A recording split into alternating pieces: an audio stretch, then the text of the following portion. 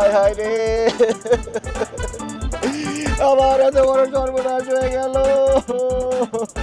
Airport থেকে বাড়ার পর থেকে আমার মরণ কাঁদা কিনতে যেতেছে, কি হয়েছে তোমার? আরে কানবো না, কি করব? বিমানের ড্রাইভার আমাদের সাথে বাটপারি করছে, সে তো একটা বাটপারি করে আমাদের কাছ থেকে ভাড়া বেশি দিছে। আর বিমান ভাড়াই বা বেশি নিল কেমনে? ও জুলেখা, তুমি না কিছুই বুঝো না। এই যে আমরা বিমানে করে যাচ্ছি, বিমানটা কি কোথাও থামতে দেখছো? কোথাও গ্যাস নিতে দেখছো? কোথাও তেল নিতে দেখছো? বিমান চলছে কিসে? বিমান চলছে হাওয়ায়। তেলের কথা কইয়া, গ্যাসের কথা কইয়া 50-60 টাকা নিচ্ছে, তাহলে কিছু বাটপারি করলো না আমাগুলোকে? ওরে আল্লাহ রে আল্লাহ, এই কিপটা লোক কয় কি? কোনো বিমান চালাইতে গ্যাস তেল এগুলো না লাগলে আরো বেশি কিছু লাগে, ওটা আরো বেশি দাম। তোমার কত করে কইলাম তোমার আব্বা হানিমুন করার জন্য টাকা দিচ্ছে, চলো আমরা ফ্যান্টাস্টিক কিংডমে যাই। না, তোমার বিদেশেই আসতে হবে। আল্লাহ রে, কতগুলা টাকা খরচ হয়ে গেল। এই টাকাগুলো থাকলে আমি কত কি করতে পারতাম। এই চুপ, একদম চুপ। এনে হানিমুন করতে আইছে আমার আব্বার টাকা, তোমার টাকা না। আমি নাইছি, আমি না মজা করবো, ঘুরবো ফিরবো, খামো দামো, সামো চাই তা করবো। যাও, যে একটা গাড়ি লও, হোটেলে যাইতো, একটা সুন্দর রুম লইতে পারলে আমার রেস্ট করো। গাড়ি লো আবার। এমনিতেই প্লেন ভাড়া বাবদ কতগুলি টাকা নষ্ট হয়েছে, এখন আবার গাড়ি নিয়ে হোটেলে যাই, এই বাবদ আরো টাকা খরচ হইব। আমার পক্ষে গাড়ি নেওয়া সম্ভব না।